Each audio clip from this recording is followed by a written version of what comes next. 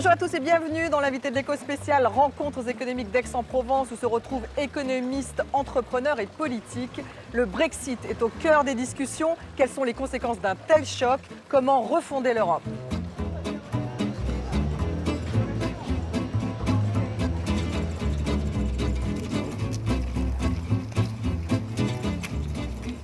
Bonjour Mario Monti. Bonjour madame. Vous êtes ancien Premier ministre italien. Que pensez-vous du Brexit? Est-ce que ça vous inquiète? Bien sûr que oui. Il m'inquiète parce que je crois que le Royaume-Uni, après tout, est une composante très importante de la culture, de l'économie et de la politique européenne. Monsieur Cameron a joué d'une façon extrême un jeu que d'autres chefs d'État et de gouvernement souvent, de plus en plus souvent, jouent avec l'Europe, c'est-à-dire d'utiliser l'Europe à des fins essentiellement de politique interne. Si on regarde la décision il y a 3 ans de David Cameron de convoquer un référendum, ce n'était évidemment pas dans l'intérêt général de l'Europe, ce n'était pas dans l'intérêt national du Royaume-Uni, même pas dans l'intérêt général du Parti conservateur, c'était dans son intérêt particulier de renforcer sa leadership dans le Parti conservateur. Mais la leçon est que peut-être d'autres chefs de gouvernement vont-ils réfléchir 2 ou 3 fois avant de continuer cette pratique qui peut lui exploder dans les mains comme ça a été le cas pour M. Cameron. L'Europe des fondateurs est-elle morte? Je ne crois pas et on ne doit pas accepter cela. Jean Monnet disait « il n'y a de défaite que celle que l'on accepte ».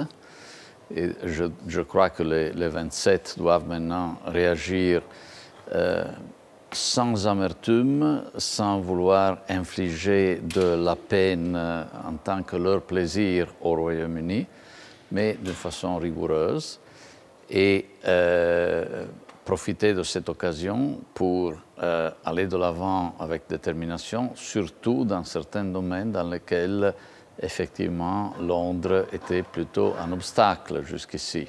Comment refonder l'Europe? Est-ce qu'il faut faire une grande conférence comme à Messine avec l'ensemble des chefs d'État? On peut toujours faire une grande conférence, songer à modifier les règles institutionnelles, mais je crois que le vrai problème de l'Europe n'est pas le malfonctionnement des institutions européennes qui, après tout, marchent, au moins les institutions européennes full-time, telles le Parlement européen, la Commission européenne, la Cour de justice, la Banque centrale. Le vrai problème de l'Europe, selon moi, est surtout la façon de traiter l'Europe de la part des chefs des gouvernements nationaux qui composent dans leur ensemble, dans leur collectif, à la table du Conseil européen, l'organisme de loin le plus puissant ou le plus impuissant. Si c'est la cacophonie de 28, peut-être maintenant 27 voix nationales qui prévaut et non pas un effort en faveur de l'Europe. Est-ce que ça pourrait être une opportunité pour l'Italie? Je crois que l'Italie peut et pourra jouer un rôle particulier et lorsque le président Sarkozy et Mme Merkel m'ont appelé tout nouveau président du Conseil italien à une consultation à Troyes. On en a eu plusieurs. Et l'Italie se trouve dans la situation intéressante qui peut être utile pour l'Europe parce qu'elle partage un peu plus que la France, on doit dire, l'exigence d'avoir une discipline budgétaire et de faire des réformes structurelles, mais en même temps partage avec la France l'exigence de donner un plus grand élan de croissance à l'Europe. Et là, donc, Italie et France sont plutôt d'accord pour pousser sur l'Allemagne, alors que l'Italie peut aider l'Allemagne à persuader la France qu'elle aussi doit faire davantage en termes de discipline budgétaire et réforme structurelle. Vous croyez en un sursaut de l'Europe? Je crois que oui, peut-être un sursaut pas à 27, on verra qui est disponible au sursaut. Je ne crois pas non plus, au-delà de la nostalgie, qu'on puisse espérer de repartir avec les pays fondateurs.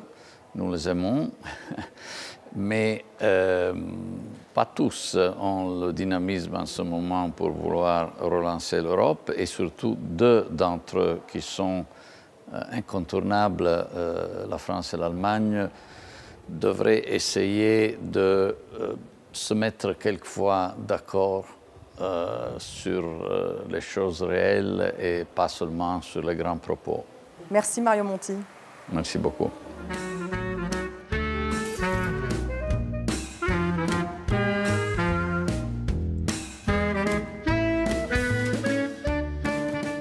Laurence Boone, bonjour. Bonjour Vous Stéphanie. êtes chef économiste chez AXA. Vous avez écrit un papier en faisant un parallèle entre le vote en faveur du Brexit et finalement le succès de Donald Trump aux États-Unis. Pourquoi ?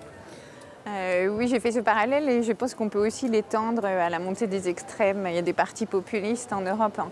Je crois que le vote du Brexit est en fait un révélateur de toutes les tensions entre une élite qui a énormément profité de la mondialisation et une classe moyenne et voire une classe encore avec moins de chance qui est restée complètement à l'écart et se sent aujourd'hui non seulement privée des bénéfices de cette mondialisation, mais en plus l'impression que cette élite s'arroge de façon indue les bénéfices qu'on peut en tirer aujourd'hui. Est-ce que ça marque l'échec finalement des politiques gouvernementales face à la mondialisation depuis 10 ans ? Plus que l'échec, je pense que ça reflète un non-intérêt, un manque d'engagement dans cette mondialisation qu'on a laissé se développer tout seul, sans vraies règles de gouvernance, sans mettre en place un système d'imposition de la concurrence, sans s'assurer en fait que les bénéfices qu'on pouvait tirer de la mondialisation ne seraient pas que captés par une élite d'entreprises et d'intellectuels dont on fait partie, mais seraient justement répartis dans la population. Comment justement renouveler l'Europe aujourd'hui? Ou est-ce que vous pensez que le Brexit pourrait marquer la fin de l'Europe? Je pense que le Brexit est un vrai point d'interrogation sur la façon dont on a construit l'Union européenne jusqu'à présent. Et ce que le vote britannique doit nous obliger à faire, c'est revenir sur cette construction.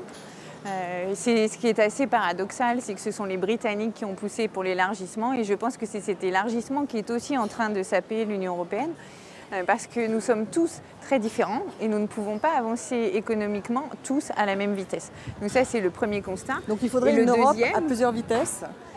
Oui, je crois qu'il faut une Europe à plusieurs vitesses, adaptée au développement économique de chacun. Et en plus, je crois qu'il faut une Europe beaucoup plus démocratique que ce qu'on a aujourd'hui, avec des gens à la tête des institutions européennes qui ont des comptes à rendre et qui soient validés en fait par un Parlement comme n'importe quel gouvernement. Ça veut dire un ministre des Finances, par exemple, de la zone euro? Qu'est-ce que ça veut dire? Un ministre des Finances, ça veut dire un budget et ça veut dire un Parlement qui contrôle ce budget et un Parlement qui est élu pour contrebalancer ce que fait l'exécutif comme dans n'importe quel pays ou nation ou fédération en Suisse, aux États-Unis, en Allemagne. Donc ça serait une fédération plus petite, même que les différents pays qui constituent la zone euro. Qui ferait partie de cette fédération? Parce qu'on ne ferait pas une fédération à 27 a priori. Il y a peu de chances qu'on arrive à faire une fédération à 27, il y a peu de chances qu'on arrive à faire une fédération à 19. Et il faut vraiment que les gens aient envie de s'engager. Ce que le vote britannique reflète aussi, c'est qu'on a engagé les gens pour eux. On ne les a pas laissés, les États ne se sont pas appropriés l'Europe. On a blâmé l'Europe, mais on ne se l'est pas approprié. Si on est un petit noyau qui avance avec un budget intégré et que c'est un véritable engagement de départ des États, on remet les pendules à l'heure et on recommence sur des basses scènes. Comment faire participer le peuple justement à cette démarche? Est-ce qu'il faut faire des référendums, comme le proposent un certain nombre de femmes et d'hommes politiques en France? Je ne suis pas sûre que les référendums soient la bonne façon de procéder, puisque ce qu'on voit, c'est que le vote n'est souvent pas sur la question. En revanche, on peut parfaitement, avec tous les moyens modernes de réseaux sociaux, de démocratie participative, faire une grande réflexion au niveau européen en se promenant dans les villes, en faisant des sites internet, comme ce qui a été fait pour la loi sur le numérique, en recueillant en fait les idées et l'adhésion des citoyens. Après, c'est au Parlement de voter, une fois qu'on aura établi un projet commun. La France est-elle irréformable, Laurence Boone? Je ne pense pas du tout que la France soit irréformable. Je pense que comme partout, on a besoin d'expliquer les choses. On a besoin aussi de s'assurer que tout le monde participe à l'effort de réforme, que ce n'est pas concentré sur certaines populations et qu'il n'y en a pas qui sont indûment protégées. À partir du moment où tout le monde perd, tout le monde gagne aussi, et c'est ce qu'on peut-être on n'arrive pas toujours à faire. Est-ce que ça pourrait être une opportunité, le Brexit, pour la France? Je pense que c'est une opportunité pour réfléchir à l'Europe et au rôle de la France dans l'Europe, pour la remettre comme un moteur de l'Europe avec ses idéaux. Maintenant, on ne fera pas une Europe française, il faut qu'on fasse une France européenne et moderne. Merci Laurence Boone. Merci Stéphanie.